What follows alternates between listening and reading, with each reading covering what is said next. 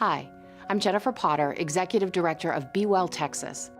Too many people are struggling alone these days, and alcohol and drug deaths are increasing. We started UIL Texas to offer high-quality, science-based addiction treatment and recovery services anywhere, even at home.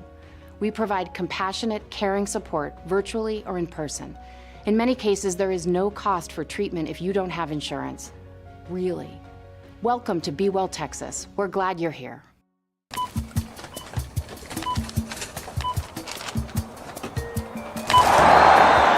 30-yard line, the 20, the 10. Touchdown!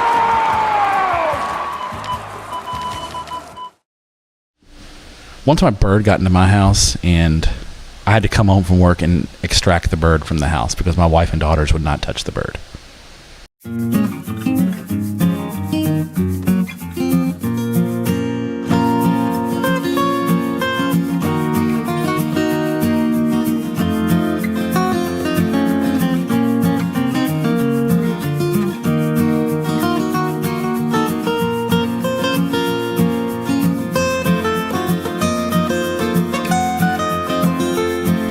Tep and Stepp, your premium Texas high school football podcast from your friends at Dave Campbell's Texas Football and TexasFootball.com. I'm the Tep Greg Tepper.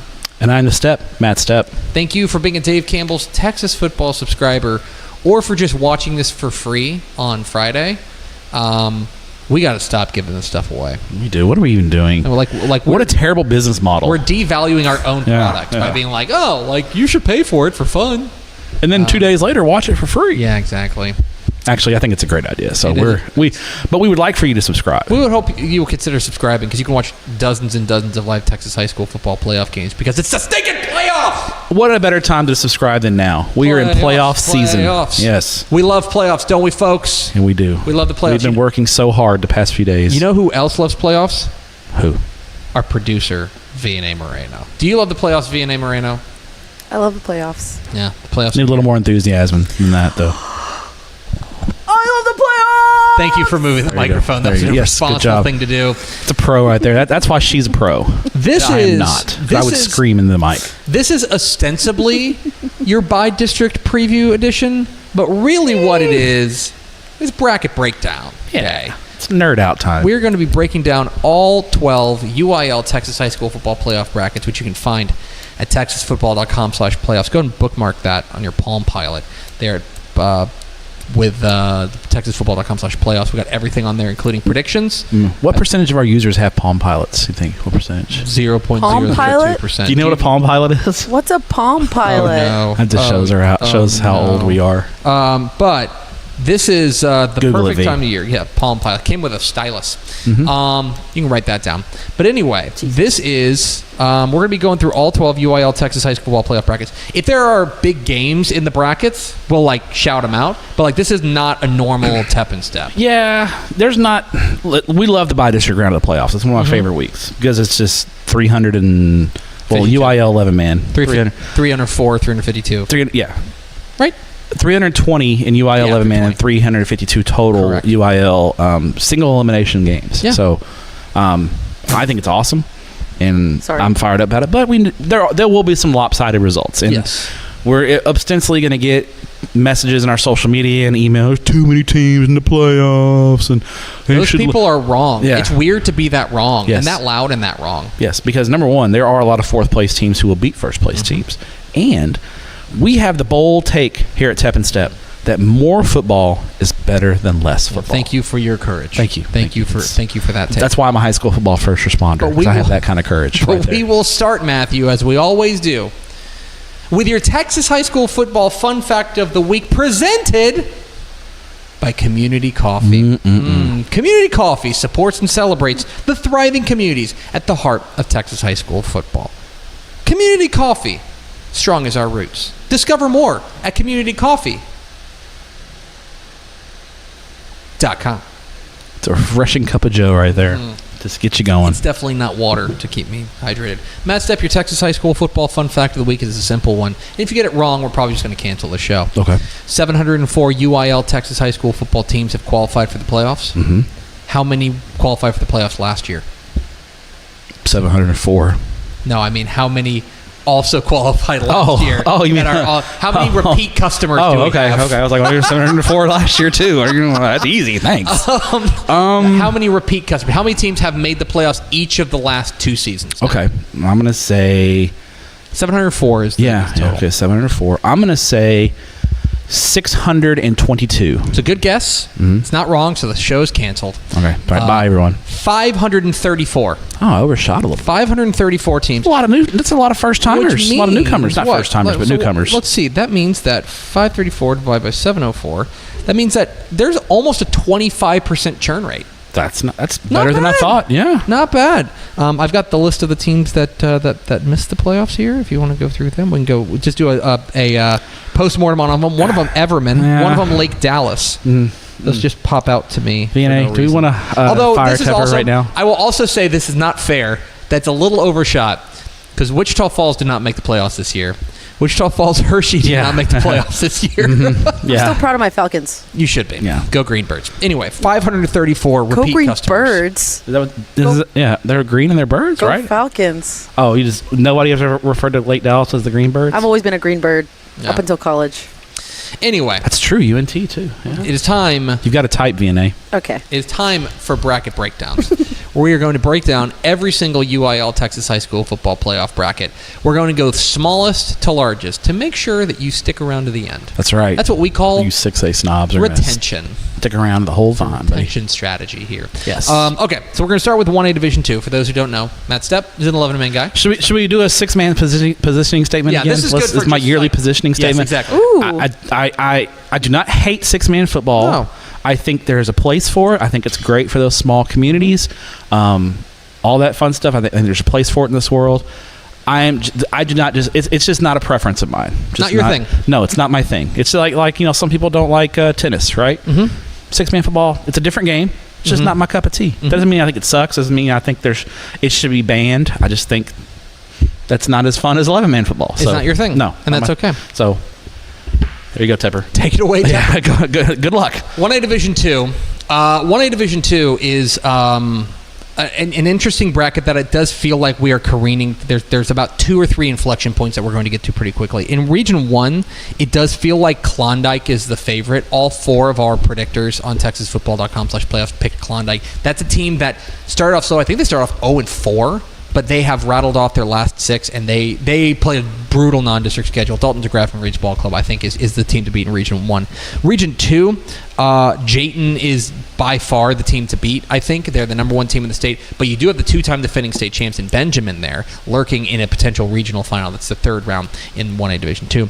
In Region 3, it does feel like we're heading for a second-round matchup between the champions of District 9 and District 11, Strawn and Iredell.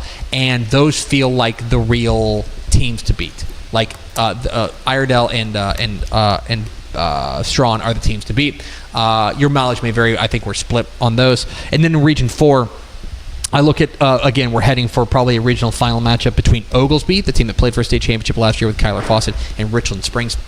Richland Springs, the most decorated program in 6-man football, 9 state championships to their name.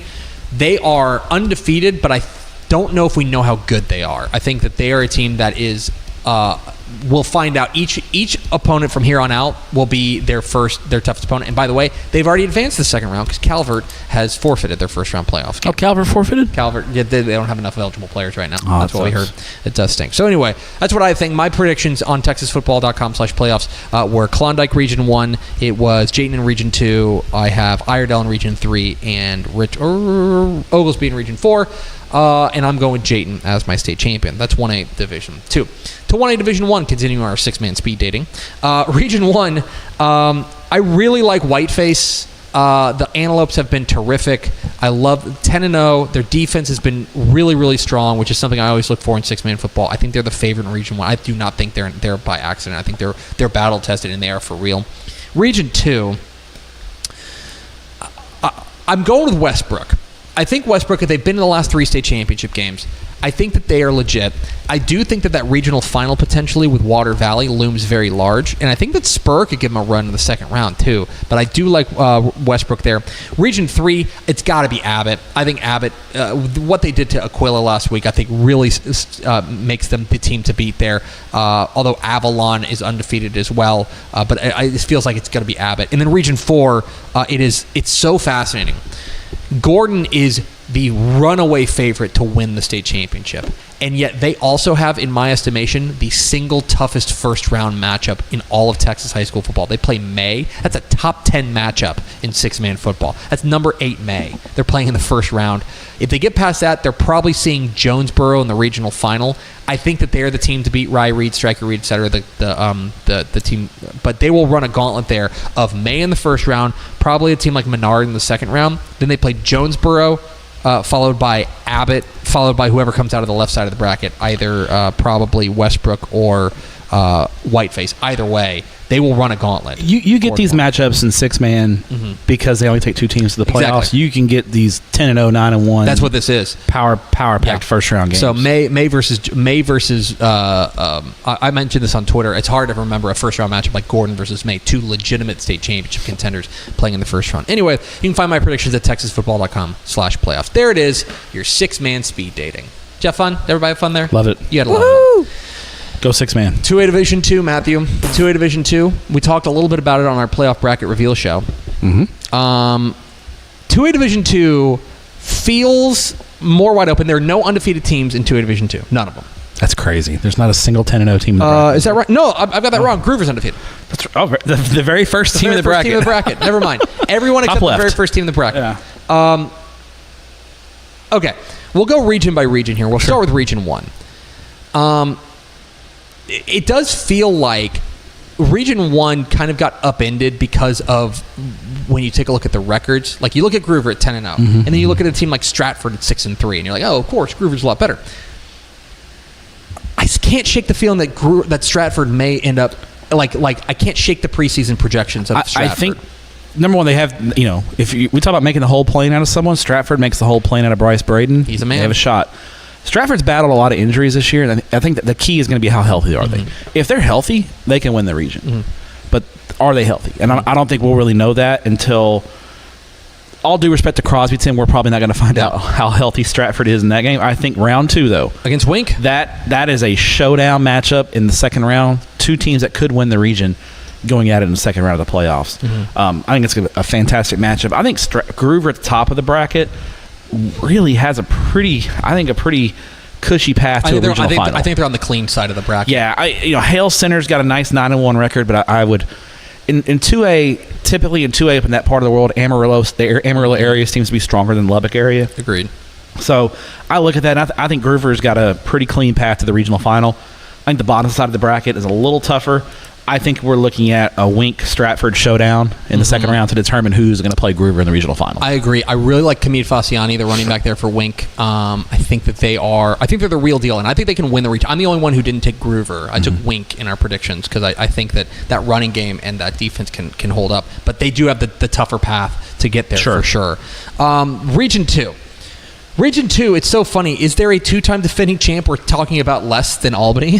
Yeah, they haven't been talked about a lot, and after I think part of it was the rough start. They lose, but I mean, they lost to I believe Stanford and Hawley back to back, and got kind of hammered in both those games. Well, they've done nothing but run off 7 straight, and they would have had 8 straight if their game week 11 hadn't been canceled due to the grass field. I guess they got so much rain out there in Abilene, the field is unplayable. But I feel like Albany isn't getting and I think they're going to get to the third round. I think the road ends with Munster. That's where I'm at. I love this Munster team. They only have 1 loss, I believe, and that was to Pottsboro. Losses. Okay, they lost to Pottsboro in a really close game. Pottsboro's a 3A Division 1 team. Yes. They lost in a close game to Pottsboro. And who was there? Was there the other loss to? It was to another 3A team, I want to say. Okay. Let's see.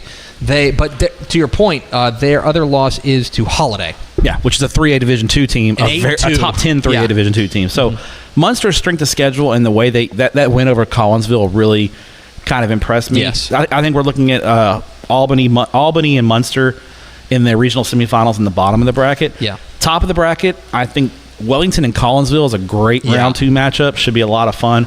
I think Windthorst, though, is a team to beat in the top of the bracket. Chris Tackett's ball club. I think we're looking at a Windthorst-Munster showdown, possibly in Wichita Falls for the regional title. Windthorst took a loss earlier that, I think kind of took the wind out of their sails. I'm trying to remember what it was. They were a team that I was all about, and then for some reason, I think I was like, wait a second, never mind. It was... Who'd they lose to? Well, they got drilled by Munster. That was it. That's their only loss of the year. It's a good loss, but that's a team you're going to have to get past at some point. Yeah, Munster beat them 56-21. Close wins over Electra and Archer City. If you're looking for a sleeper team, in my sleeper article, I think Archer City's a team that could be a little bit. They've gotten healthy at the right time. They got some guys back. I think they're a team that I would consider if you're looking for a sleeper to dream on, it would be Archer City. 2A. So let's go to Region 3. This was a lot simpler 72 hours ago. We're recording this, by the way, on Monday, November 11th. This is a lot simpler.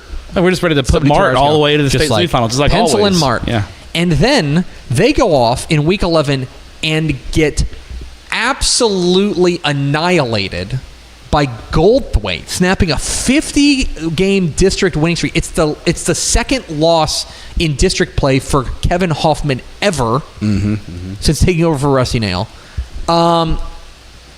I don't know. I forget how great of a coaching name Rusty Nail is. What an awesome name. My question is, how much that changed things. I'm at the point now where I feel like I can't change my brain is too Mart pilled. I can't change in with this new information. I can't fathom it.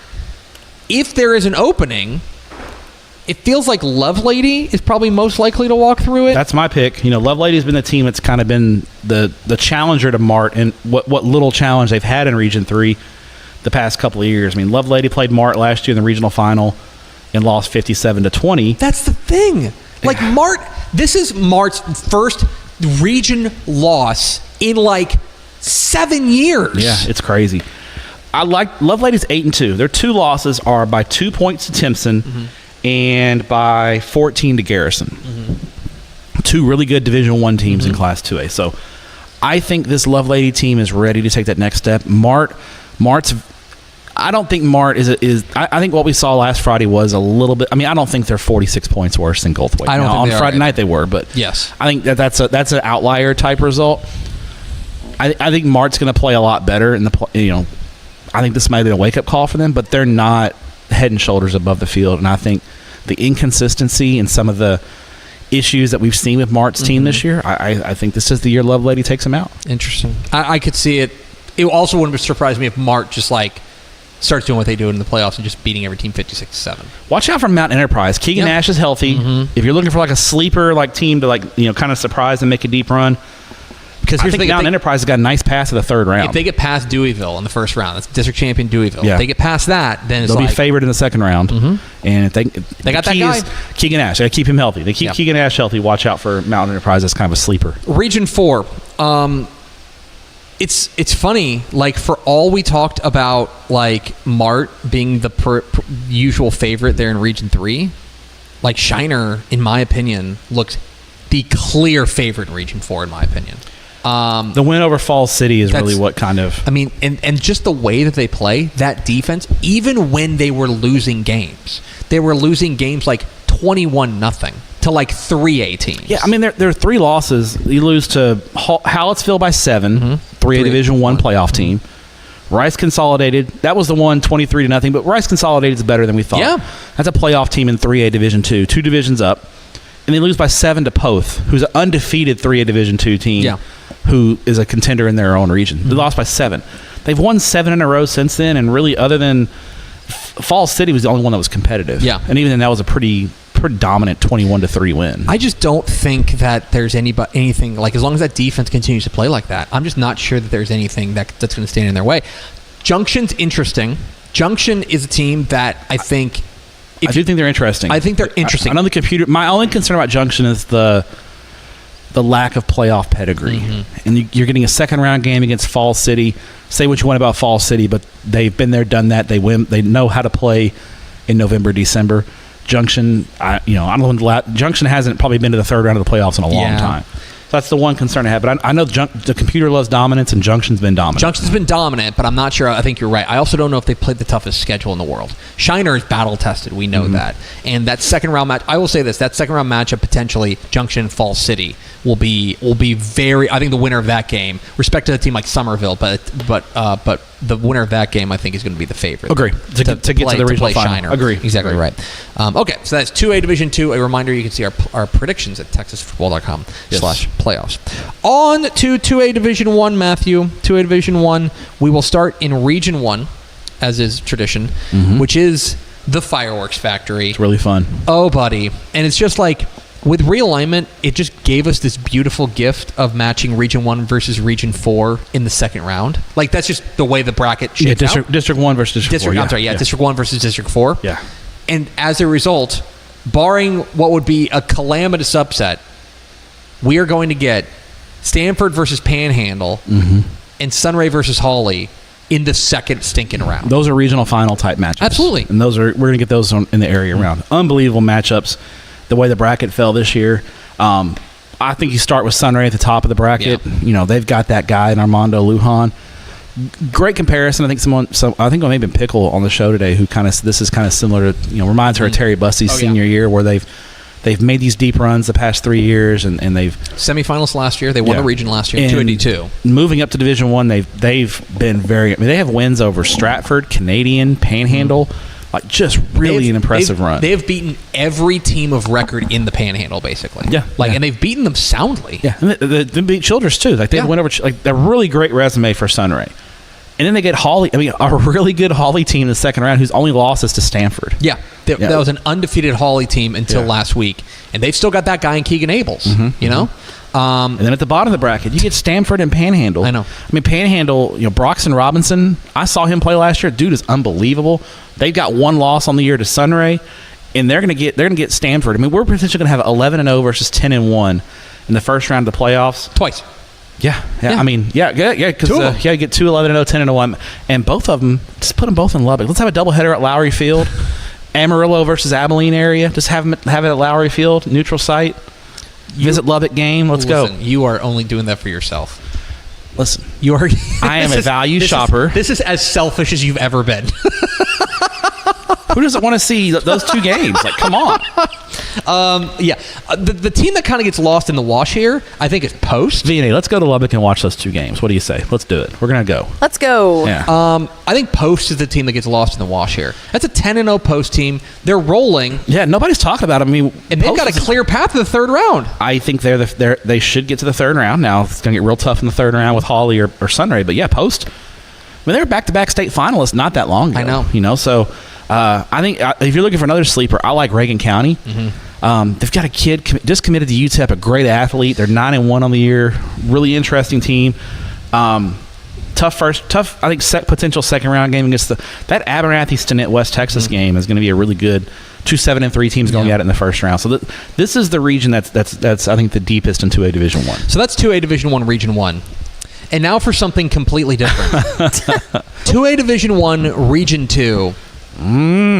Shrug emoji. Literally. Yeah. There are, let me put it to you this way.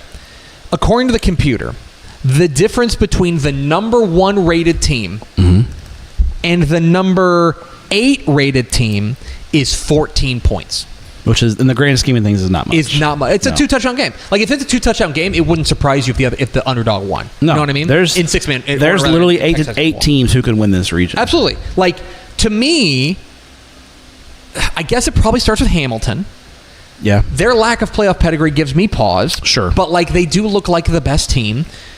And we were in Hamilton week 1. We were. Look at us. And no one in Hamilton told us, hey, we're going to be really good this year. No one went up to us. What the heck, man? Hamilton? We were just there eating at Storms, and no one came up to us and said, hey, we're going to be really good this year. Yeah, I was reading the Hamilton paper. And they were poor boying it. Oh, it's going to, Well, I don't know. Some things go right. We got a chance to make the playoffs. Yeah, come on. What are we even doing? So Hamilton probably feels like the safest pick, if there is such a thing as a safe pick. But I could also see them losing literally in the second round. Yeah, to Frankston or Italy. Yeah. That's the thing. Yeah. This is not us claiming, like playing like it's anybody's ball game. Like literally, we have no idea. No. I could see Tioga. Coach Burwell make that's cool. They had a great run last year. That a lot of those guys are back. Tioga, Mildred. I think Wolf City may lay claim to having the single best playmaker. H.G. Davis. I think Ish is going to see Wolf City on Thursday. Axtell was a preseason darling of ours. Yeah. They're in that mix. I think 5-5 Kearns can win the region. Yeah, De Leon 6-4. Yes. It's wild. It's a very wide open region. Like it's one of those things. If you go back and listen to the preseason episode of Tep and Stepp, we said the same thing. We were talking about this region. We were like, man, it's anybody's ball game. And I think we thought there would be clarity at this point. Nope. There's just not. In fact, it's gotten less clear because we weren't talking about Hamilton. No, we did not. We talked about some of these teams. We did not mention Hamilton as a regional favorite in the preseason. So I think it's a lot of fun. Yeah. This bracket's going to have. We're not saying that this is going to be a boring bracket. No. I think it's one of the most interesting brackets because every week you don't know what's going to happen. It's so evenly matched. This is probably the region I have the worst feel for in any bracket. But it's the bracket that I'll be watching closely to see. Absolutely. Oh, who won this week? Absolutely. It's going to be crazy. Region 3. Region 3 is really it's the speed region. I think there's plenty of speed out here. I know a lot of the staff is on Honeygrove, and for good reason. Honeygrove has looked the part. They've looked excellent. Their one loss is to Winsboro, who's a 3A Division I team who lost by 7 to Malakoff. Correct. And Honeygrove didn't have Rylan Morris in that game, the Baylor commit. They've got Rylan Morris.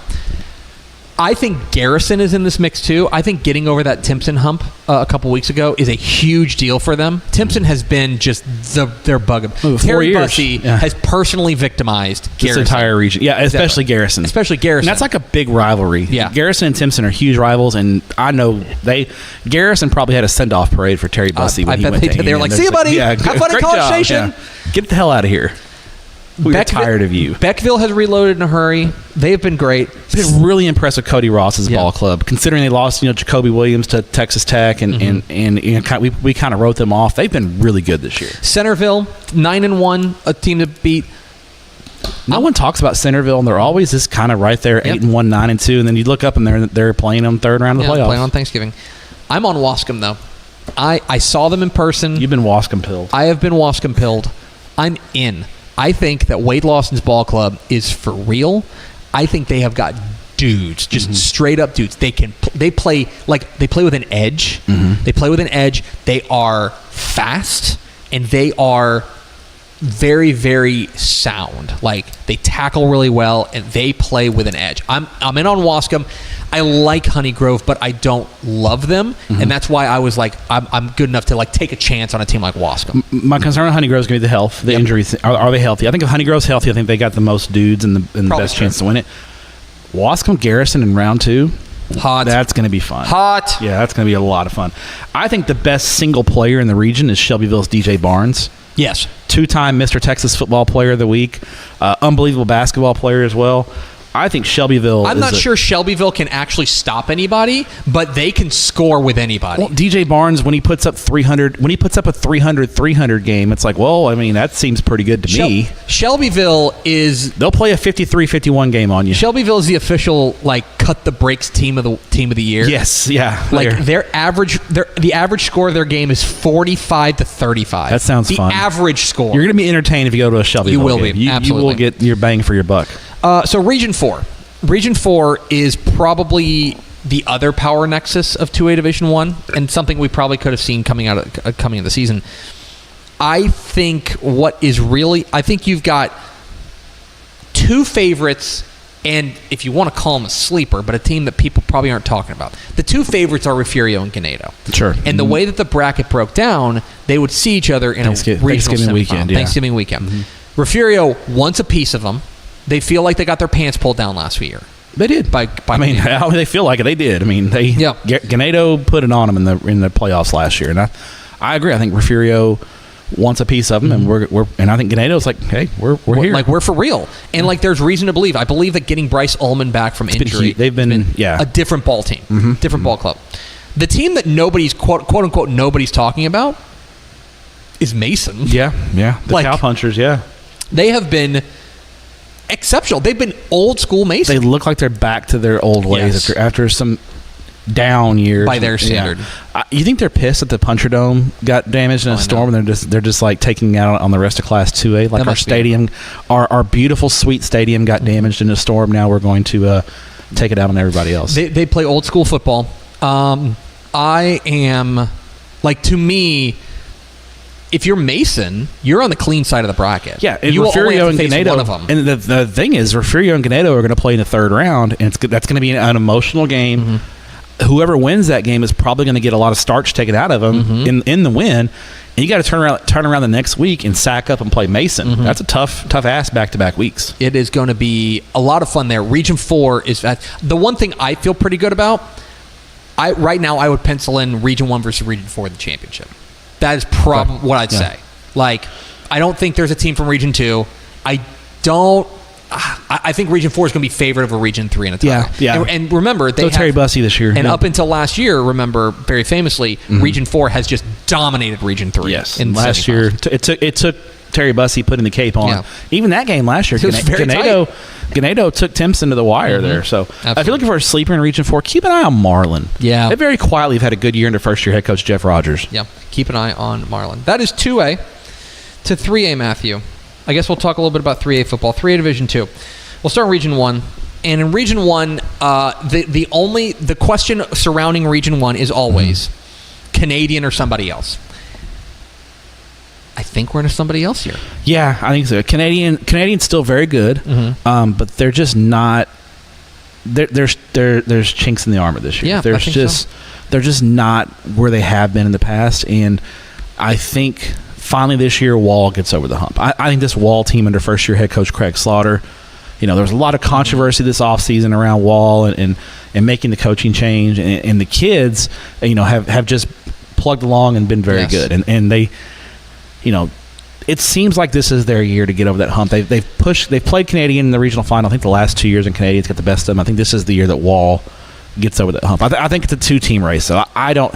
Unfortunately for Muleshoe, they're playing Canadian in the first round of the playoffs because Muleshoe's just been decimated by injuries to their skill players. I think Josue Segala's out. Their stud receiver's out. I think the quarterback Martins is back, but there's a lot of young. They're struggling towards the end of the year. And so they're getting Canadian in the first round. It's unfortunate. I think Muleshoe would have been in this conversation had they been healthy. If it's anybody but those two teams, I got one. Idalou? Yeah, I think it's Idalou. And that's why I think for Wall, and why I like Wall, I think they're on the clean side of the region. Yeah, because Idalou and Canadian are going to probably play in the third round of the playoffs, and that's going to be a physical. Idalou, one thing you can say about Idalou is they will be physical. Punch you in the mouth, for sure. I think it's Wall, though. Like, Canadian's defense still kind of scares me. I think it's gotten better, but like there have been a couple times where getting Wyatt Davis back has helped. I think he had like 24 tackles last week against Childress. He's all over the place. He's an animal, Exactly. To Region 2 we go. Region 2, it's probably Gunner.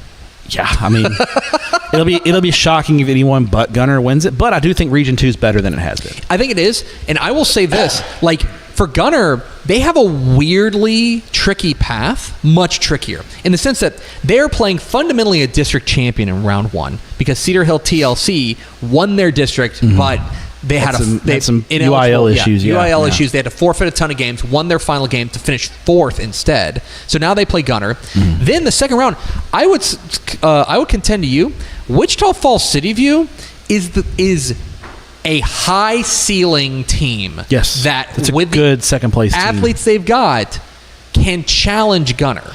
The teams that have beaten Gunner in the past have generally had really good skill talent. Yes. That's Canadian and when they've had Gunner's number, they were really athletic.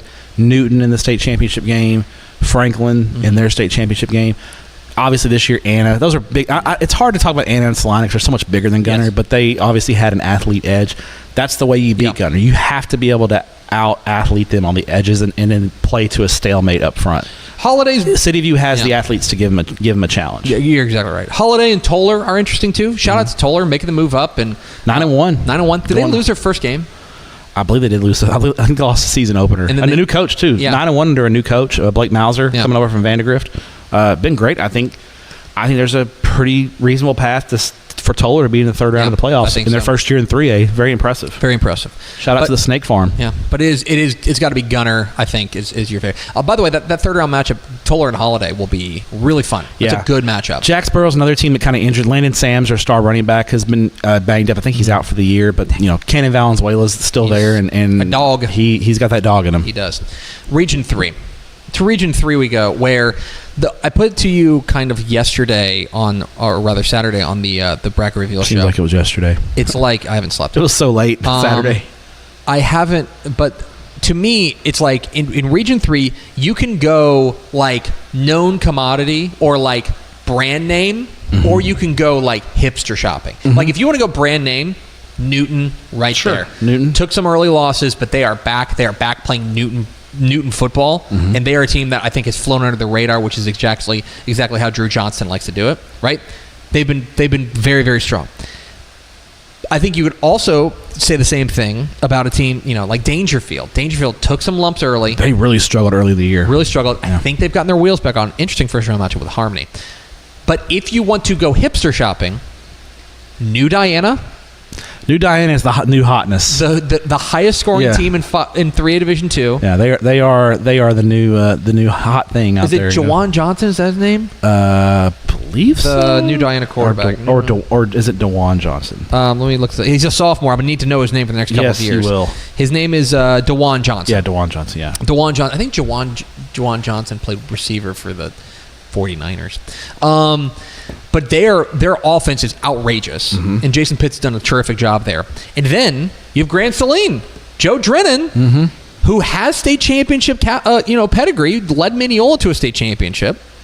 Like, why not Grand Saline? And they've got the quarterback, Jet Lewis, I think is his name. Jet something. I think that's right. Yeah. I know he's been up for Michigan. I think he's put up some huge numbers this year. They've been strong. So, to me, it's a real choose-your-own-adventure in Region 3. I think there's not a real right answer there. I think it wouldn't surprise me if Newton got hot and won the region. No. And also, if we saw New Diana, I think that, a third-round matchup, New Diana. I mean, New Diana's going to have to go Taylor. through. Yeah. Grand Saline. Jet Taylor. Sorry, Jet. New Diana's going to have to go through Dangerfield, Newton, and then potentially Grand Saline or DeKalb. DeKalb's not a bad team either. DeKalb's got to win over Dangerfield. They do. So exactly right. If you're looking for a sleeper, keep an eye on Woodville.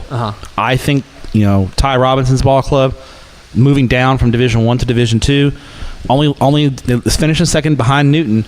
I could see Woodville, especially the top side of that bracket, because of Grand Saline, their lack of playoff pedigree.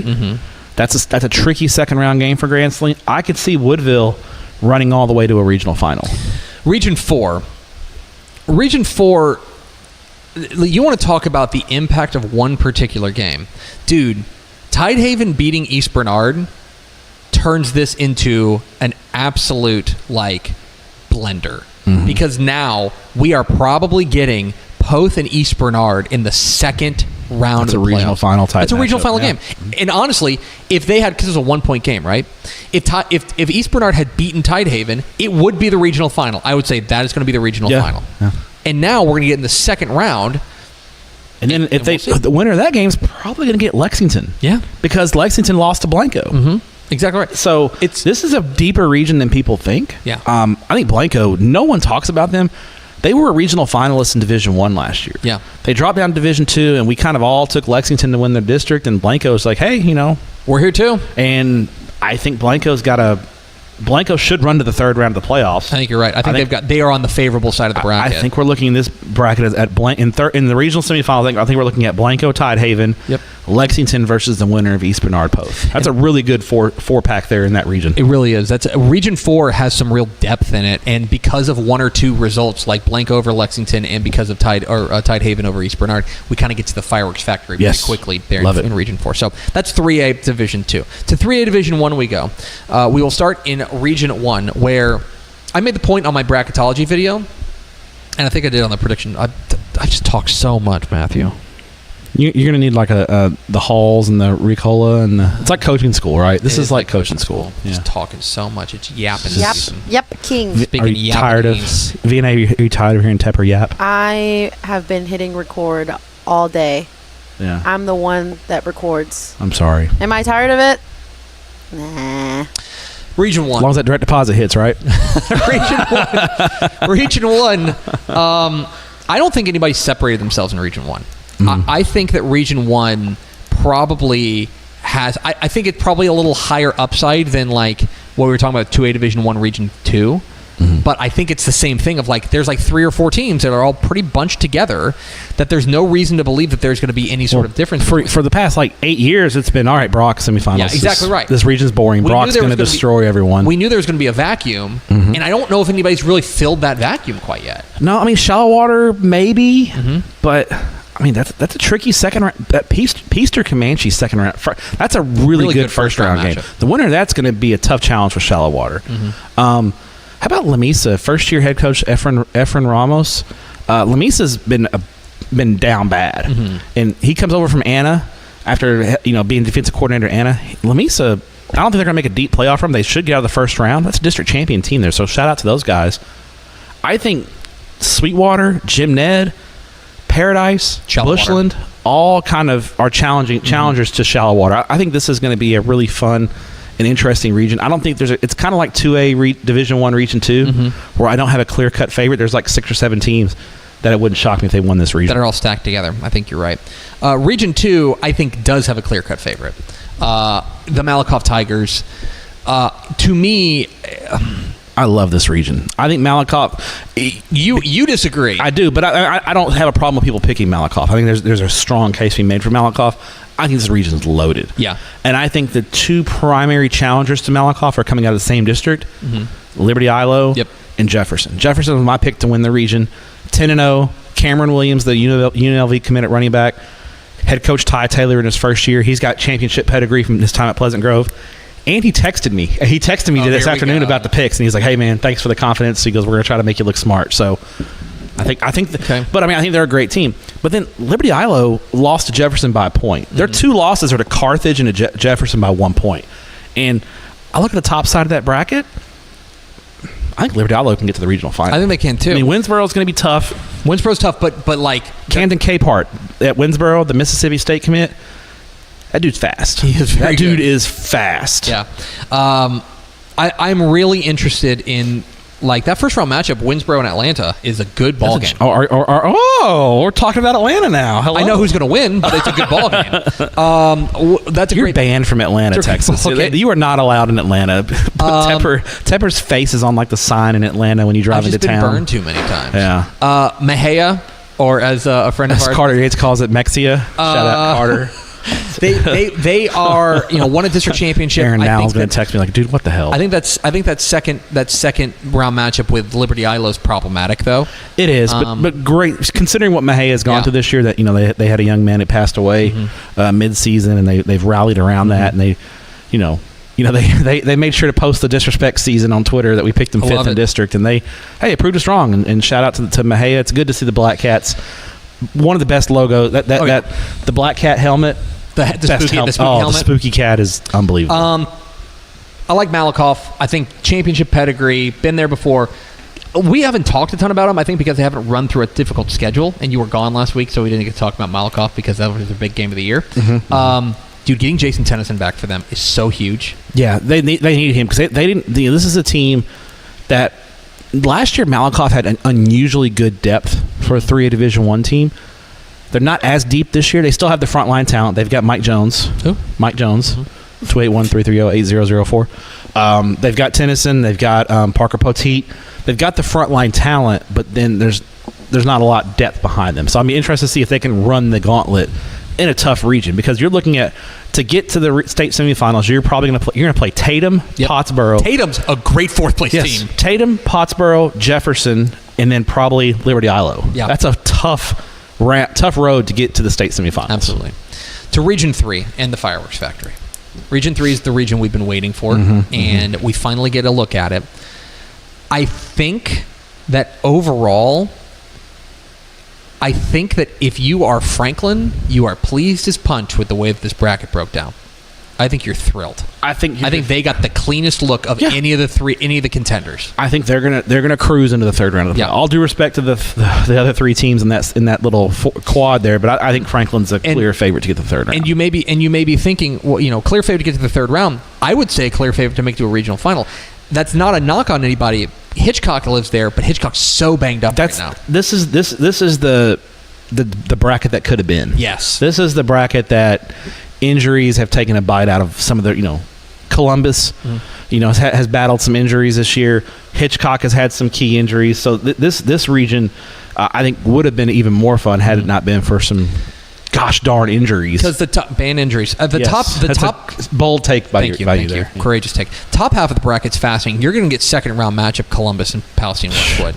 Let me tell you, if you like points, buddy, get your calculators out for that game. That school board is going to be lit up. It's going to be fantastic. I've already had people text me, hey, where do you think Palestine Westwood and Columbus are going to play? And I'm like, I don't know. Waco? Yeah, I don't know.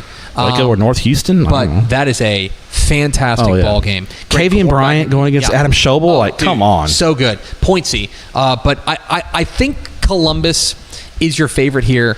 I like Columbus to come out of this region. But I also think that if you're Franklin, you're feeling like, buddy, we've been in the state championship the last 4 years. I picked against Franklin last year, and Franklin Nation let me hear about it. Yeah. I'm not picking against them this year. They've been to state 4 years in a row. At some point, you just got to go, man, those guys they're just ball-playing dudes, man. And they got Jaden Jackson, and they got a running back named Bubba. Come on. If you got Franklin and Longview have running backs named Bubba. There's another Bubba out there. But if you got a Bubba on your team, you're probably going to get some love from Tep and Stepp. That's advanced analytics right there. That's the kind of stuff. That's why you pay for this podcast. Thank you. But I do think we're probably heading for a Columbus versus Franklin showdown in the regional final. Which sign me up for that. I'll bet. Yeah, absolutely. Region 4. Region 4 does feel like the region with a clear favorite. Yeah, I'm waiting for Pickle to barge through that door with the Kool-Aid Man and go, Lano! Yeah, don't think it's happening, though. Edna's the Can you imagine Pickle just kicking down the door like the Kool-Aid Man and just repping Lano? Edna's the clear favorite. What a visual. Edna's the clear favorite, and they're on, in my opinion, the clean side of the bracket. Although Universal City Randolph. Look, we love the troops. We do love the air troops, And is there a better your mileage may vary, but when your mascot is a hawk sitting on top of a rocket and you're just called the Rohawks, come on. That's pretty awesome. Hell yeah, brother. VNA, I want you to look up Universal City Randolph's mascot and just tell me what you think of that. Who? Just look up Universal City Randolph.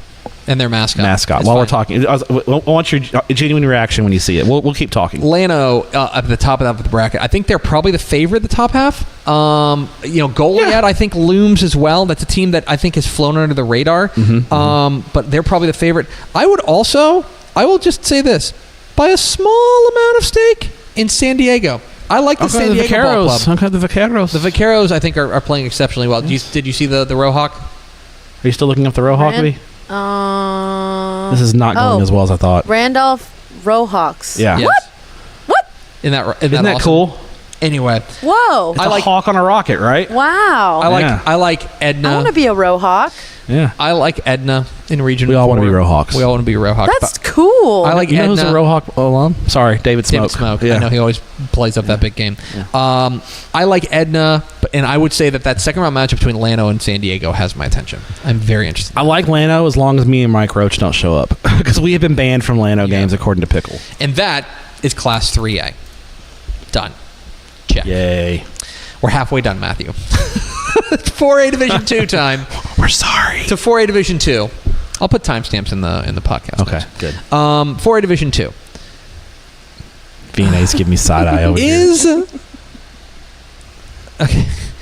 Is Graham take your time the prohibitive favorite here? I know you didn't pick him. No. I just think I'm having a hard time seeing how anybody's going to score on him. Which is so weird to say about Graham. Because Graham for years has been known as, and they've won like 5 7-on-7 championships. They've been known as an offensive juggernaut, and kind of defense is kind of defense optional. Yeah. We'll win 45-38. They've got like 6 shutouts. They shut out Brock. I mean, they've been really good on the defensive side of the ball. It's been incredible. Their defense has been great. I just think my thing about Glen Rose is they're healthy. They battled some injuries this year. I think they're getting all their guys back at the right time, and they got the pedigree. They've won the region the last 2 years. Yeah, exactly. That's one thing that they have going for them is that they have been there, done that. I don't bury Brock, and in fact, I think Brock can probably make it to the third round of the playoffs. I think they're on the softer side of the bracket. Yeah, they're on the softer side of the bracket. Yeah. Midland Greenwood in the third round could be tricky, but first round matchup, Benbrook and Mineral Wells is interesting to me. That's a good first round. That's a real sicko heat check of like if you're into Benbrook and Mineral Wells, you're like, yeah, that's my kind of thing. I'm hello, it's me, Benbrook Mineral Wells guy. But I think that right now we're probably looking at a regional semifinal, although Seminole looms as well. I don't want to throw dirt on Seminole. Glen Rose has got them a tricky path. Mm-hmm. They'll congrats to Eagle Mountain getting into the playoffs year one. They're going to be really good next year, by the way. But Glen Rose, Seminole, Graham back to back before you would probably play Brock. That's a tough road for Graham. Very tough road. For Glen Rose. I'm rolling with Graham. I think that defense and Ty Thompson kind of gives them the edge. To Region 2. It is time now for the Scott Surratt Revenge Tour to come into the machine is about to go online, buddy. Because Carthage, you may remember, in the regional final last year, got beaten overtime by Gilmer, and then Gilmer went on to win a state championship. I will say Gilmer Media Mafia celebrated greatly that night. They absolutely did, and they should have. It's a huge win for their program because Carthage, let me tell you, has had their number. They have been their Gilmer's been their whipping boy. For Carthage, number one team in the state, rolling.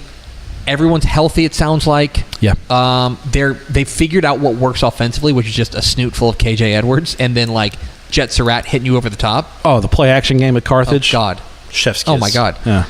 I will say this: they're on the dirty side of the region because they will see Pleasant Grove in the third round of the playoffs, and that is a team you do not want to see right now. They're young and they're peaking at the right time. Yeah. Josh Gibson's done it. This has been, in my opinion, an incredible coaching job by that staff at Pleasant Grove. They are, and here's a spoiler for next year's magazine. Okay, they're going to start the year highly ranked next year.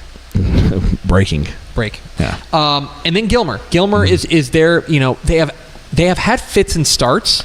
Strangely, they've had fits and starts offensively. Yeah, the defense is better. Yeah, it just hasn't clicked this year. I mean, they've got some nice wins. Like we talk about it, and Gilmer, they've got wins over Brenham and Kilgore.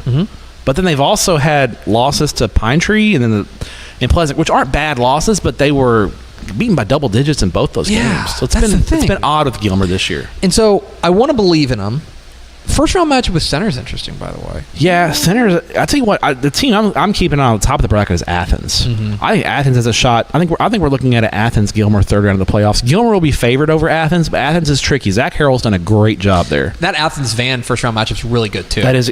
That's if Athens can get through Van, because Van is very good as well. In my opinion, you pick against Carthage in the playoffs at your own peril. Plain and simple. Any round. Any round. But I will say this. If you're going to get Carthage, you better get them early. Because the later it gets, the better they get. True. That's the thing about them. Region 3. Region 3 feels like you can go about 6 different ways. Yeah, Belleville, last year's champion in Region 3, not near as dominant this year. No. But I do feel like they're getting it together at the right time. I agree. They're playing their best football at the right time, which is why I picked them to win the region. They've been banged up. I believe that they had another D.D. Murray's their star running back, but they have another running back that I believe has been on the shelf for them. Yeah, their other running back got hurt, I think, in the Salina game, and I think he's out for the year. But now the other guys have started to step up. They got a couple of guys on defense back. And it's not like, other than Salina, they didn't lose by double. Like, they lost to Hitchcock by a touchdown. Columbus, I think, beat them by 2 touchdowns. So it's not like they were losing to bad teams, but I think they're starting to get it together. They're peaking at the right time. Hampshire Finette, the District 9, Hampshire Finette and West Orange Stark. What a win for Hampshire Finette. Ty Bryson is that dude. Yes, he is. He's had to be because of the injury to Chris Augustine. I was at the game when Chris Augustine got hurt against Fort Bend Crawford.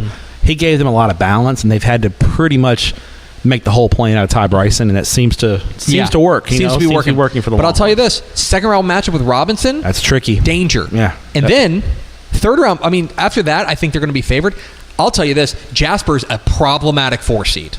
Okay. Yes. That is a team. I think Jasper's a favorite over West Columbia in that game. I will pick Jasper to win that game. I mean, I think so. And I think that Jasper Madisonville is intriguing in the second round. I could see a scenario Kendrick Crumity's ball club gets out of that game too. And then down at the bottom, Waco La Vega and West Orange Stark.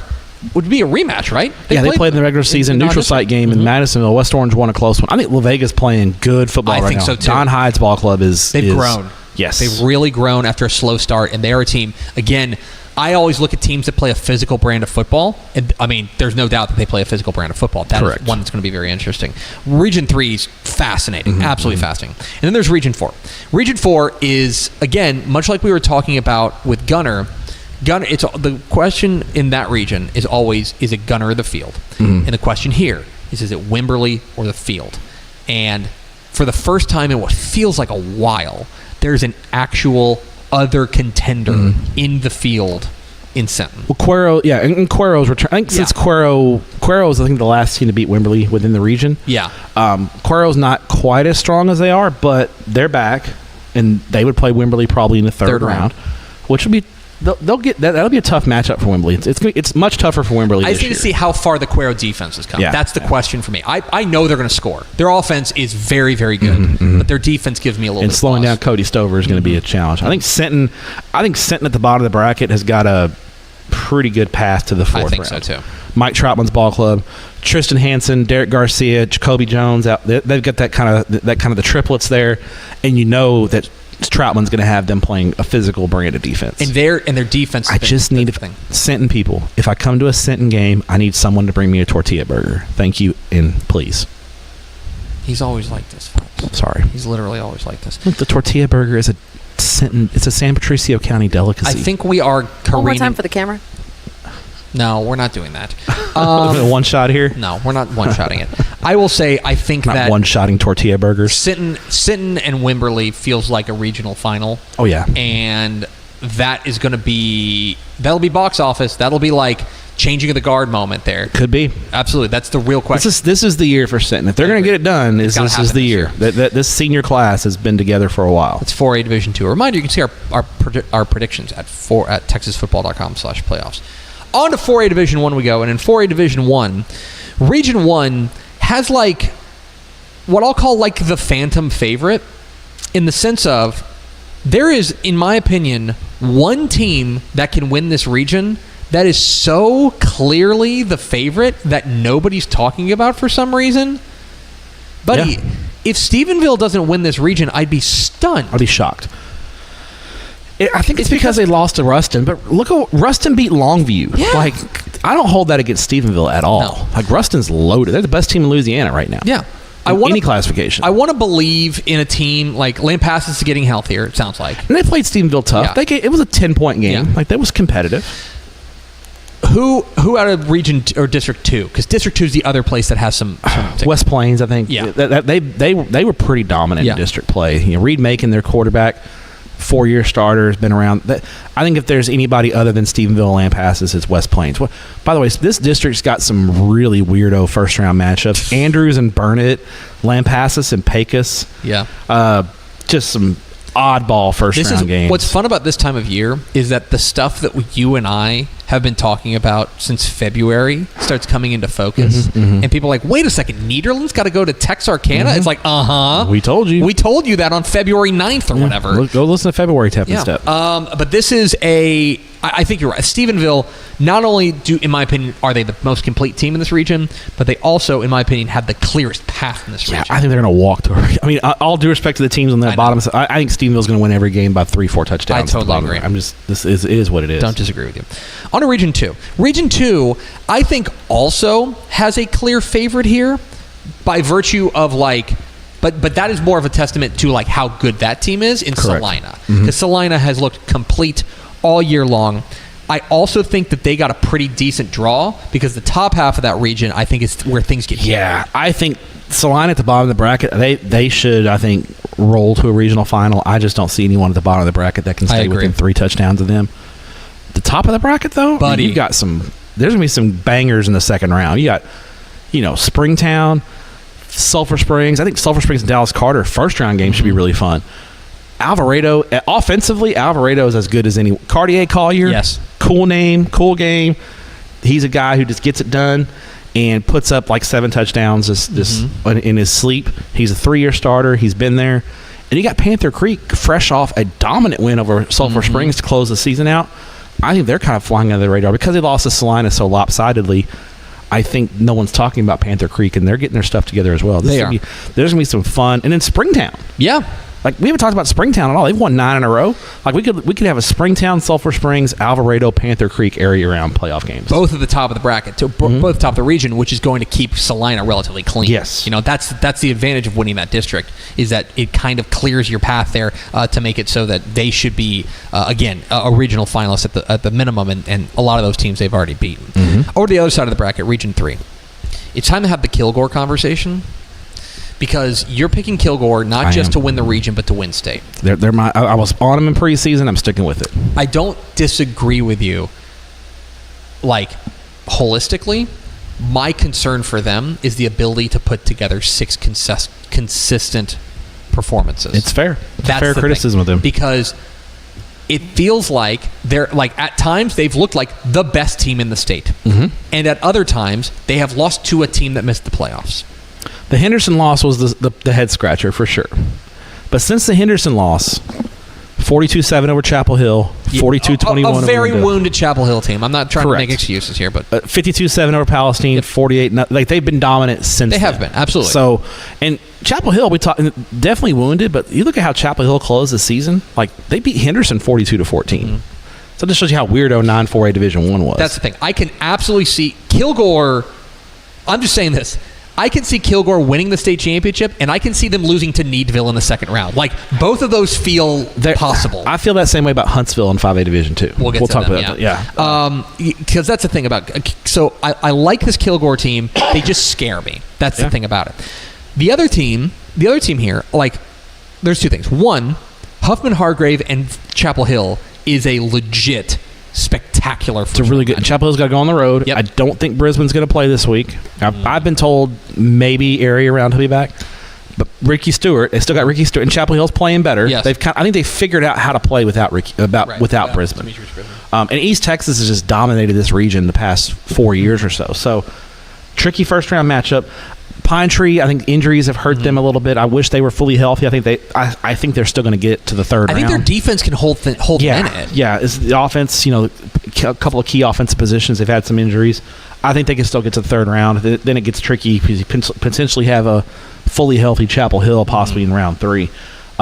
Keep an eye. I think Houston ISD, Worthing, and Yates have a chance to make a little noise. They've struggled. Houston ISD in 4A has really struggled in the playoffs. I think both those teams have a chance in the first round to make some noise. Worthing's got the number 1 defense in Texas. Yeah. Like, they've given up like 8 points all year. They've been unbelievable. So I think both those teams can get out of round 1, which would be huge for those programs. Buddy, dude, Houston Worthing versus Chapel Hill potentially in the second round. Yeah, that'd be you want fun. to talk about, like, fire versus water. Yeah, that'd be fun. Like, that would be a lot of fun. All right, Region 4. Region 4, I think that there are a couple of teams that you can go with here. One of them is obviously LBJ. Undefeated, they've rolled past people. The thing that always gives me pause about LBJ is that we saw them beat Wimberley in, like, week 3, right? And since then, they have not played anyone even remotely in their weight class. Like, they're Mike Tyson just beating up, like these people coming out of the crowd. That is, for me, my only concern about them. They're loaded, and they're fast, and they're playing exceptional football. Davenport, I'm in on Davenport. This last year's regional champ. They won the region last year. I think that they're a team people aren't talking about. Bay City, buddy, like, why not Bay City? I mean, Alex Estrada, Jada Andrews, Zyla Williams, they've got a triplet group there, and they're all 3-year starters, and I think they're a team that looking at their path, I think they could run to a regional final. I absolutely do.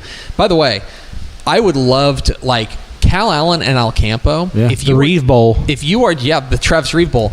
If you are a Texas high school football, like, history nut, El Campo versus Cal Allen is like mother's milk. I mean, it is just like, that is as good as it gets from, like, historic programs. I said it on the playoff bracket reveal Saturday night. Does Travis and Charlie, because Charlie Reeve, the head coach at El Campo, does their mom have the half jersey? Is it half maroon, half red? I love it. The half jersey. Should be fun. I agree. It's not. By the way, it's not between that and a game we'll get to in 5A Division 1 with Red Oak and Cedar Park. Oh yeah, the Mike Quintero Bowl. Bowl. Yeah. Like, Just an odd a couple odd matchups coaching. Can I give you one sleeper in 4A Division 1 Region 4? Keep an eye on the Sand Crabs from Port Lavaca Calhoun. They're always tricky in the playoffs. They are tricky. Yeah, Peace loves crabs. That's the sign they have at their game. Peace love crabs. That's 4A. We're rolling along here on the bracket breakdown. Peace love crabs? Yeah, that's their sign. It's like a peace sign, then a heart, and then a crab. That's amazing. Yeah, it's pretty awesome. 5A Division 2 we go. We'll go to Region 1. We're going to talk a lot about the next region, that's when everyone's paying attention to it. Sure. And it feels like nobody's paying attention to the absolutely ridiculous amount of depth in Region 1. Yeah, it's crazy because Region 1's been known for a long time as kind of the weakest region. Cannon fodder. And it's all of a sudden gone from 0 to 60 in one realignment because this region is loaded with good teams. It's incredible. And I would look specifically, if you want to start, this is probably the best thing I can say about it, okay? I look at a team like Prosper Walnut Grove, okay? Prosper Walnut Grove, a terrific story. Freshman quarterback leading them to a district championship in their first varsity season. 9-1. And I could absolutely see them losing in the first round of the playoffs to Arlington it's the District 3 versus District 4. All 4 of those matchups are. I can see Timberview being Lovejoy. Yes, like those two districts are just gonna beat the living crap out of each other this week. Anna or Colleyville Heritage is going to be out in the first round of the playoffs. Those are two legitimate top 10 type teams. Anna's on the road in the first round of the playoffs. That's a defending state champ. It's crazy. That's a fascinating ball game as well. Lovejoy, Mansfield, Timberview, all those 1 versus 2. The non-1 versus 2 team that I would put you on is Del Valle. Oh yeah, Jake Fetty, that dude. Buddy. Jake Fetty rocks. And I will also tell you this: I think they're going to be favored over Abilene Cooper, right? Then they might get Lovejoy. And I'll just tell you this. Cut the brakes game of the week Lovejoy, right there. if you do not figure out the defense, Jake Fetty will carve you up. And they've got a Utah commit in Shelton Fuller at running back. Like, Del Valle's got dudes. They're loaded, man. Yeah, they're loaded. Good. And then Lubbock Cooper kind of lurking there at the bottom, third place. They finished third in their district, and they could eat. They beat Lovejoy. We didn't even mention Lovejoy. We didn't even mention the consensus pick here, which is Argyle. Yeah. That's what makes me nervous. What makes me nervous is that was one of the consensus picks for us of like Argyle winning Region 1. That does not mean we're certain. No. Buddy, would it stun you if we were in here talking about Frisco Emerson beating Argyle next week? It wouldn't stun me at all. No. Argyle's the favorite, but I think I wouldn't be shocked. There's not I'm trying to look at these games. Chapin beating Wichita Falls Memorial would stun me. That's like the only game. And Andrus over Abilene Wiley. I would agree. Those are the 2 games in this region that would stun me if those teams won. Other than that, the other 6, I wouldn't. You want to talk about, by the way, strength on strength. Canateo versus Lubbock Cooper? That's fun football, okay? The Canateo defense against that Lubbock Cooper offense and Michael Deaver at receiver, That's spectacular. Michael Deaver at receiver. I'm flowing again. Deaver the receiver. Yeah. You are. You're just bars. Just spitting bars over here. Region 2, the Fireworks Factory. It's been what we've talked about since February, Region 2, and we finally have the map. I made the point to you on text over the weekend. I said, all things considered, it does feel like South Oak Cliff got about as good of a draw as you can relatively hope for within this region, to which you replied, Huntsville's tricky. Huntsville's tricky. Huntsville is the highest ceiling, lowest floor good team in 5A D2. When good Huntsville shows up, they can beat anyone, including South Oak Cliff. Yeah. When bad Huntsville shows up, they could lose to White House in the first round. Yeah. So it's a real high variance team with Huntsville, but Huntsville can match up with South Oak Cliff in the trenches. That's the key. I think that makes Huntsville different than a lot of the other teams. They can match South Oak Cliff in the trenches. South Oak Cliff is, of course, going to be a contender. They're the favorite, in my opinion. They're in Region 2. Marshall Montgomery's a spectacular first round. Tough road trip for Montgomery, but it's a tricky first round game for Marshall. Marshall's going to have to be ready for that one. And then bottom half of the bracket here, obviously you have the defending state champs in Port Neches Groves. They are, I think that you can pencil them into the third round right now. Agree. I like what they've got, but that is where they will find Texas High. And I'm here to tell you, I think Texas High can win this region. Absolutely. That's the team. For all the talk about South Oak Cliff and PNG, Texas High is happy for that to happen because I think they are legit. I've seen them in person. They got dudes. And it's not just Tredarian Ball. Tredarian Ball, obviously committed to Oregon, but they got a great quarterback, other great receivers. The one concern I have about Texas High is the defense, and then they've been known to lay an egg in the playoffs. That's the thing about it. Last year they got to the third round last year. I thought they'd play Lovejoy closer than they did, but they got bodied in that game. They were young, but they'll 10-1 on you.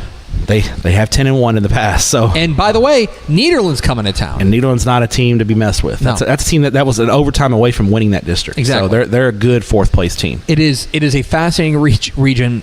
I think that if PNG is going to repeat, they'll have to earn it. And the other thing about PNG that just like the offensive inconsistency gives me pause on them. And I think the defense has struggled at times too. They've not been. I mean, that game against Lake Creek, you kind of never know what you're getting with them. Yeah. You know what I mean? Like that's last year. Say what you want about PNG, it felt like they won a lot of close games, but they were consistent, and it didn't surprise you when they won close games. They'll play a 55-48 game on you, and then the next week they'll turn around and play 24-21. Agree. Yeah. And that's what's that. I wonder if that's going to get them bit at some point. To Region 3 we go. For all the talk we had at realignment about how, the Southeast Texas District swung to Region 2, and so Region 3 cleared out, buddy, suddenly a very deep region, and not in the ways that you expect. No, I mean, there is Liberty Hill. Liberty Hill is kind of the known commodity. But they finished second in their district. And they got a tricky second-round game against Brenham, possibly. I think they've got real defensive issues. They do. And I think you're starting to see the rule changes of a couple of years ago with the cut blocking, and I think it started to really impact how Liberty Hill operates offensively. That second, buddy, Jacoby Dixon versus Liberty Hill's defense is that's a bad matchup. That's a bad matchup. Yeah, that way.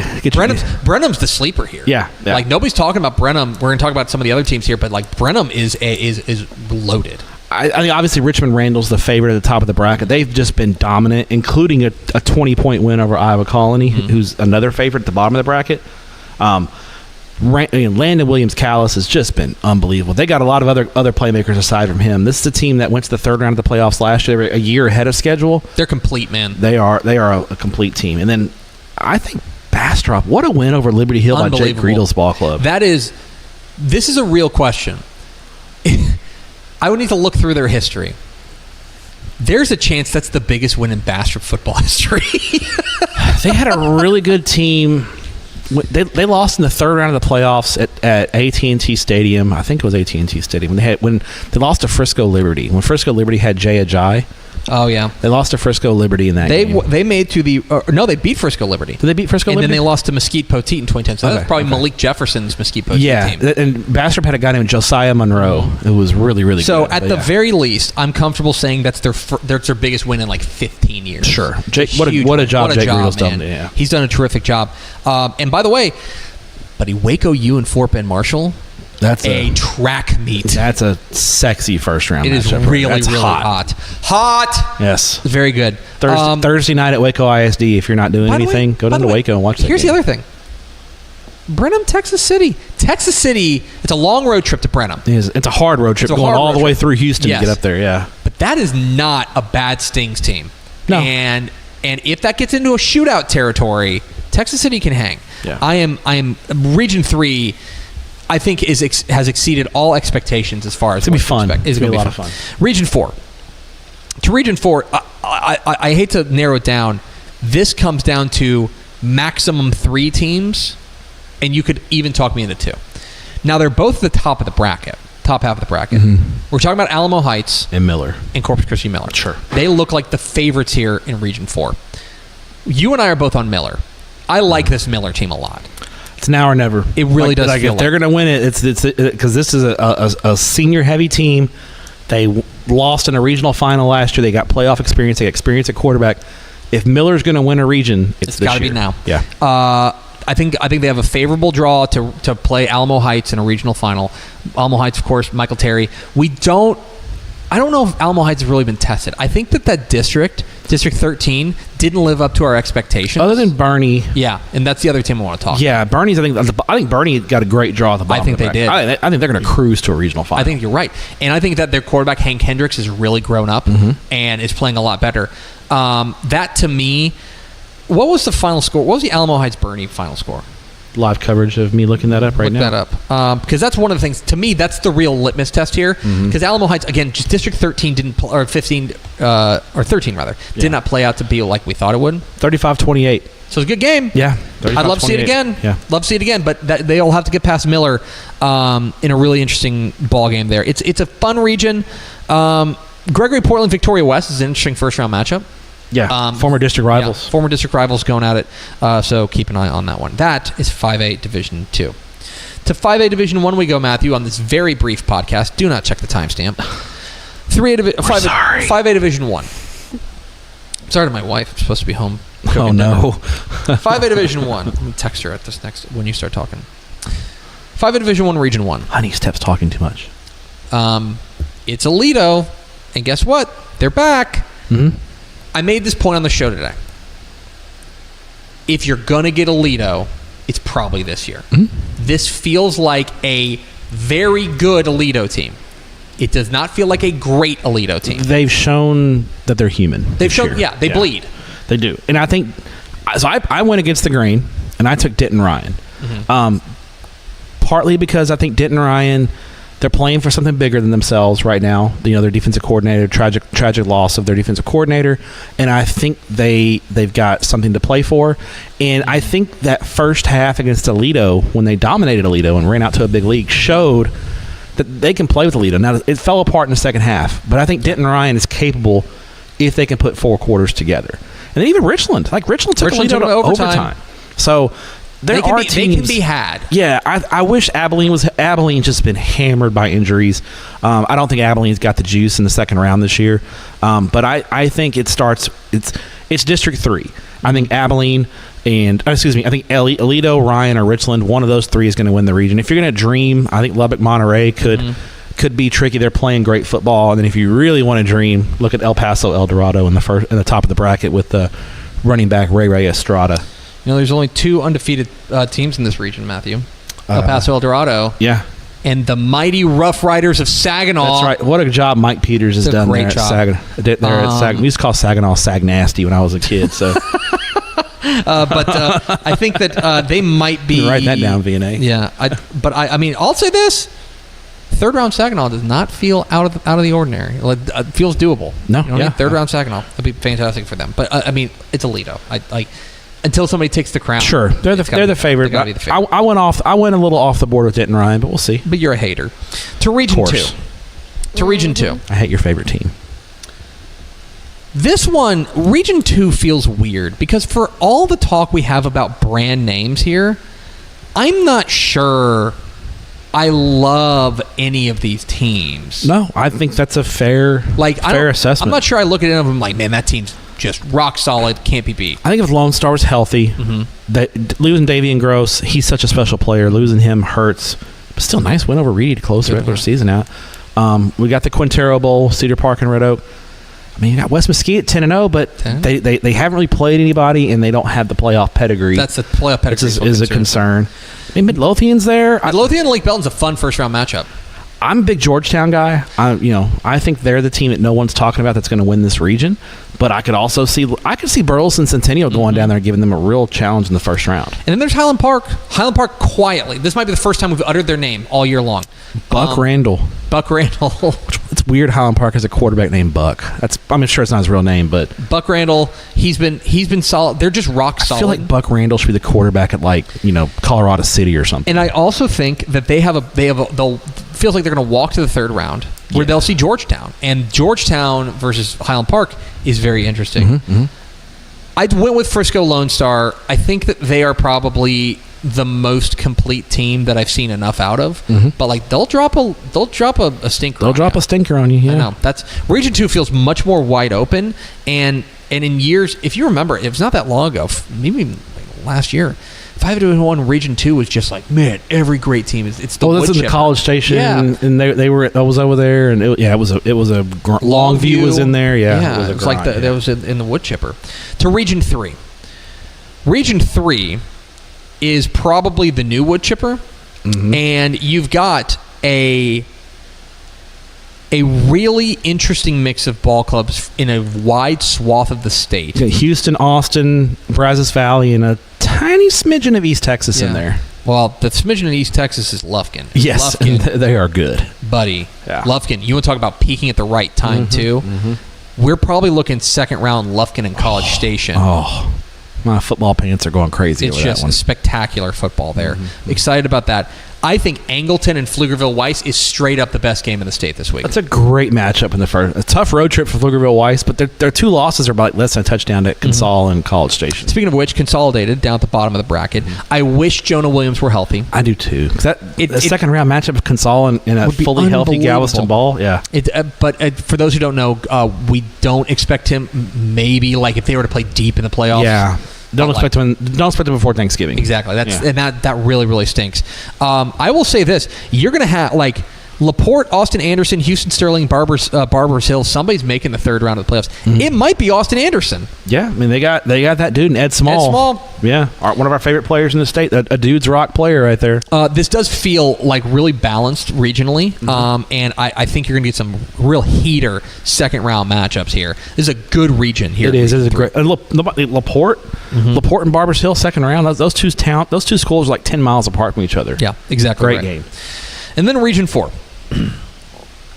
Smithson Valley is the most underrated, underappreciated state finalist from a year ago. Yeah, nobody's talking about them. I think because they lost a couple games. Yeah, and they don't play a real flashy style of football, but they're kind of a reflection of their coach Larry Hill, just kind of very take care of. Like Smithson Valley will win a 24-10 game on you and just be like, okay, that's cool, we'll win 24-10, and that's fine. They feel like the favorite to make it reach a regional semifinal and arguably a regional final. The question would be on the bottom half of that bracket is, do you see a Valley team? And the question would be either, in my opinion, either PSJ North or Edinburgh Vela. I don't see it personally. I think PSJ North could get to the third round. Yes. Vela, second round matchup with Smithson Valley is real tough. PSJ North, shout out PPR, I think could get to the third round. You know, they at one point lost to Flower Bluff in overtime as their only loss, but you know, by the way, Corpus Christi Vets, they got punted into the sun by PSJ North and then turned around in week 11 and knocked off Flower Bluff. So let's talk about that top half of the bracket too, because you've got San Antonio Piper up there. That's my pick to win the region. Mine as well. I like Piper. I like what they do offensively. Isaiah Champagne, that's my guy. He's a dog. But then you've got both Flower Bluff, who was a win away, like a overtime away from winning the district, going 10-0. You've got them playing Piper in the second round now. It's a great second round. And game. Corpus Christi Veterans Memorial lurks there too. That top half of the region is real saucy. And San Antonio Southwest 10-0. Also. Oh yeah, that's right. Southwest is 10-0 as well. Yeah. Keep an eye on them. I think they're going to beat Seguin. Yep. So you see them in the second round of the playoffs.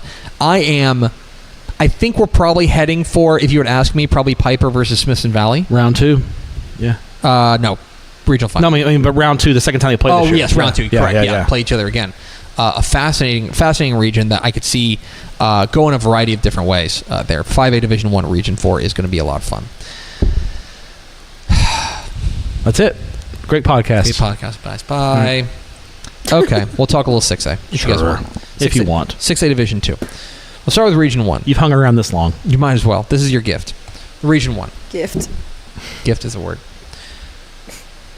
Is there anybody that's going to come close to South Lake Carroll?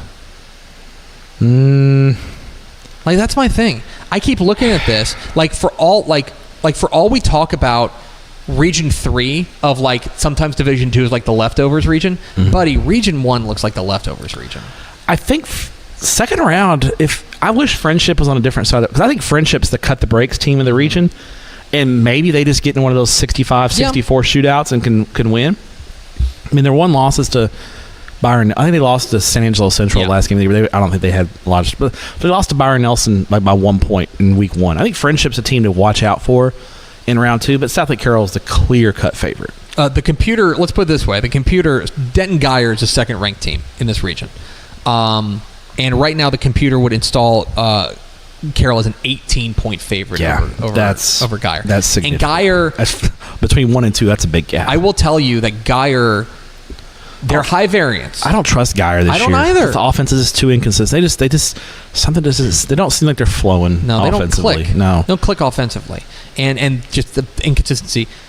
Carroll just feels like the one. They feel inevitable. They feel the one rock solid team in this region, and that although there's some interesting first round matchups, I think Crowley and Justin Northwest is a really interesting first round matchup. Yeah.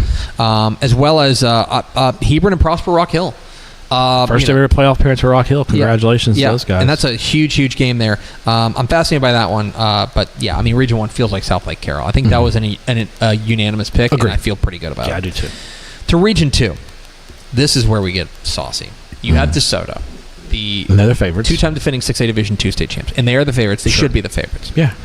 They're the best team in Texas last year, but they're not what they were last year. They're not what they were last year. I think we can. This is not a shot at DeSoto. I think we can. The bar's too reasonable high. people can say that DeSoto is not nearly what they were last year. No, because this is what it is. The bar was too high. Like, you're the best pound for pound team. They were in the one state. of the best teams in the history of the state last year. Agreed. Yeah, and they got flaws. They have some flaws. And I think that there are teams on their path that could expose those flaws and take advantage of them.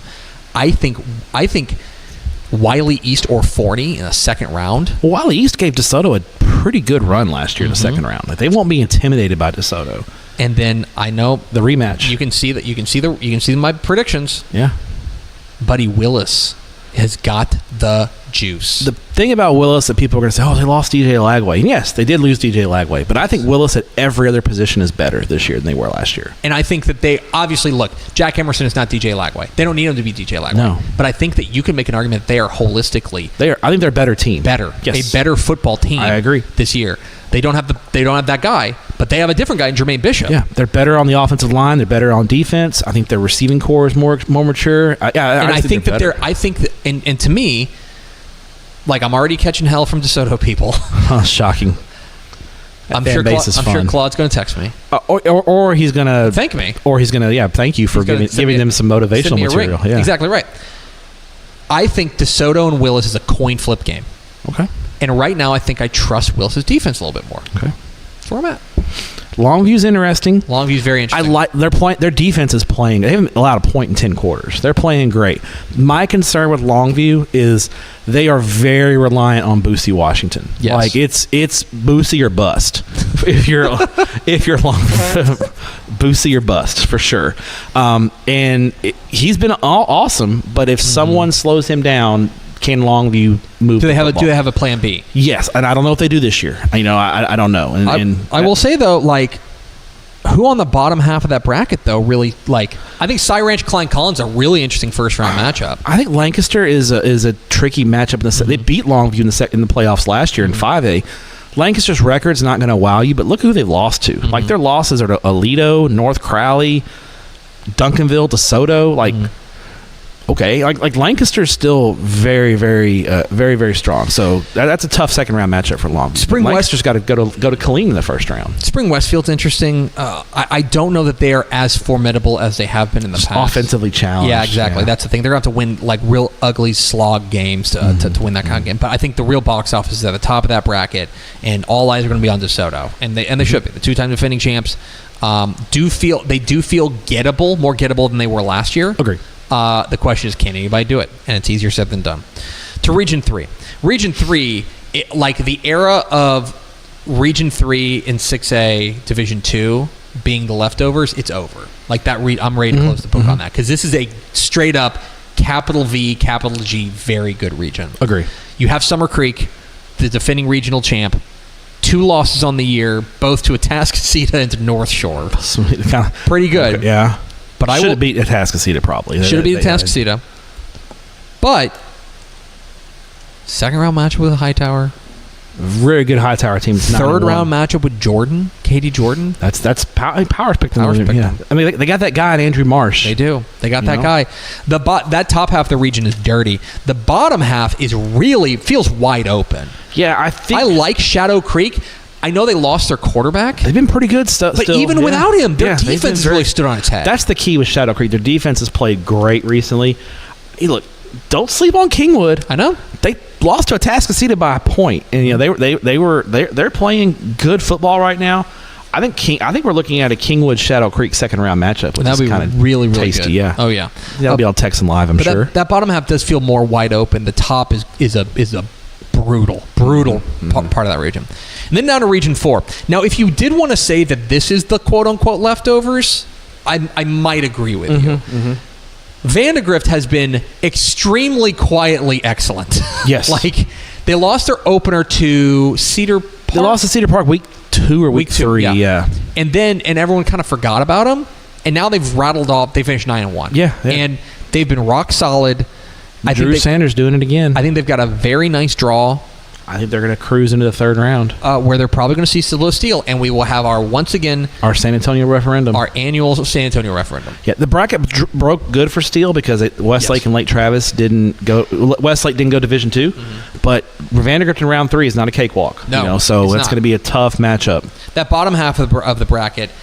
Dripping Springs, I think, is probably your clear favorite on the bottom half of that bracket. Yeah, it doesn't. I can't see anybody really touching them. No. It's a little bit of a. I think Dripping Springs has got a pretty Brownsville strong. Vets. Remember that was a team that was a state semifinalist a year ago. Yeah, but in 6A, it just feels like a different animal. Yeah. Anybody's going to challenge them, maybe Harlan in round 2, but I still think Drip is favorite in that game. So we're probably heading towards Vandergrift and Steele for our annual San Antonio referendum, and then they'll probably play Dripping Springs in the regional final. So there you go. There is 6A Division II. On to the big boys, Matthew. We've gone from 1A Division II all the way up to 6A Division I, and we will start in Region 1. DA's fired up. We'll start in Region 1, where North Crowley, I think, has to enter as the, if not prohibitive, then at least clear favorite in Region 1. Agree. The firepower they've got, the path that they've walked. They're built for the playoffs, too. They are. They can run the football. They've got Cornelius Warren and Daniel Bray. Got 2 Division I running backs. They can beat you. They can do what the game asks of you. Yes. If this needs to be a throw-it-around game, they can throw it around. Chris Jimerson, UNT. Quentin Gibson. Yeah. Quentin Gibson's been the story of 2024. Yes. Kind of off-the-radar guy who's just been unbelievable. They're loaded. Their defense is good. It's not elite. No. It's good. What happens if they run into a team that can score? Coppell and Prosper, legit tasty first-round matchup. That's among the best matchups in the state of Texas. Unbelievable. And I think I like Coppell in a close one, but Prosper is another team that's kind of built for the playoffs. Like they're good up front, and if they turn that into a real mud fight, that's not how Coppell's built to play. No, Coppell wants to get out in a track meet and let Eddie Griffin cook. Yep. Eddie EG3, Eddie G. Coach Wiley's got 5 nicknames for that guy. And then the bottom half of the bracket, I think the bracket broke real well for Allen. But that first round match with Louisville. Louisville, very, very young, another high variance team. Yes. When good Louisville shows up, they beat Geyer. Yes. When bad Louisville shows up, Coppell beats them by 40. Yes. So it's which Louisville is going to show up.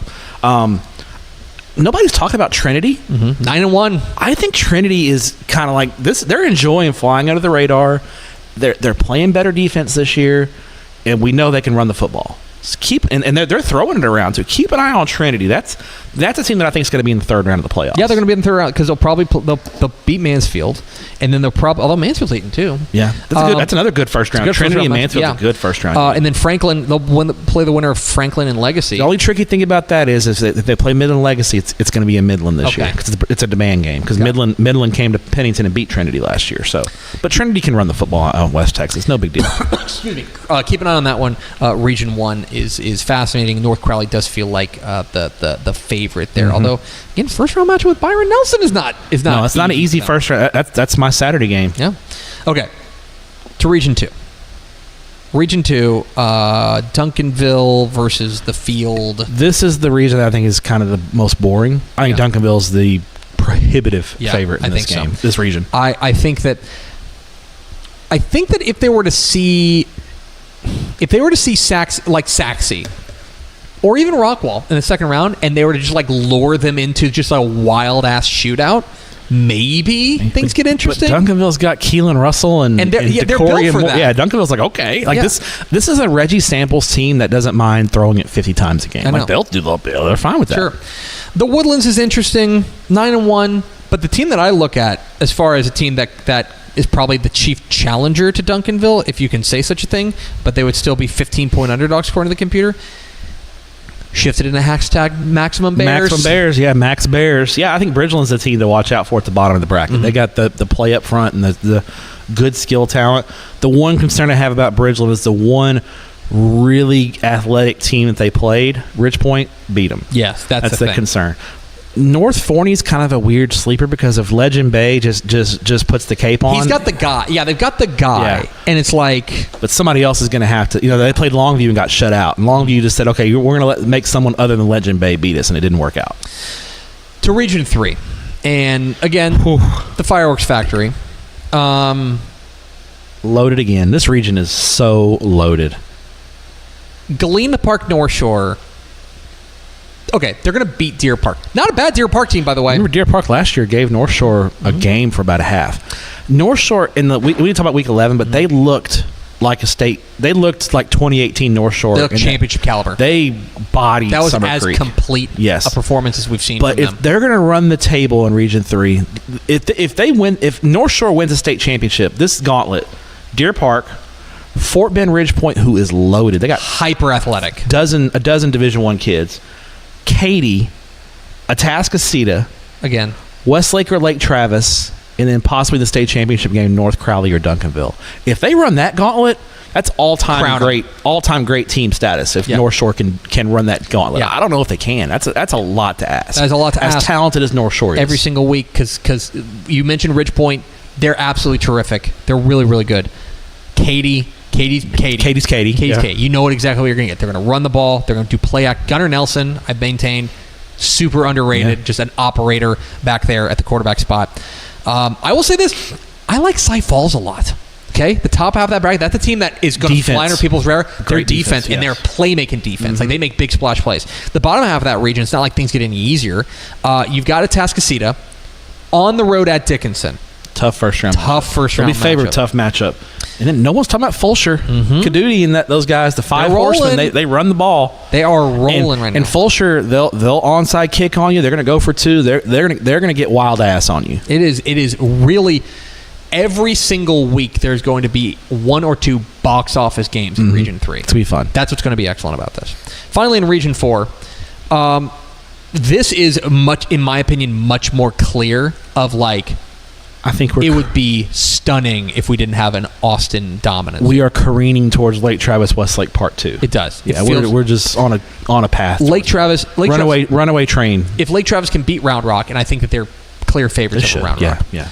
If they beat Round Rock in the first round, they will be clear favorites to make it to the third round. Yes, that bottom half of the bracket, top half of the bracket, not great. I guess if Westlake can make it past Brennan in the second round, but that's never been an issue for them. No, Brennan, one year they beat Lake Travis when Lake Travis was way down, but I just don't think up front Brennan can play with Westlake. That's the thing about it. So we're probably heading for Lake Travis Westlake Volume 2.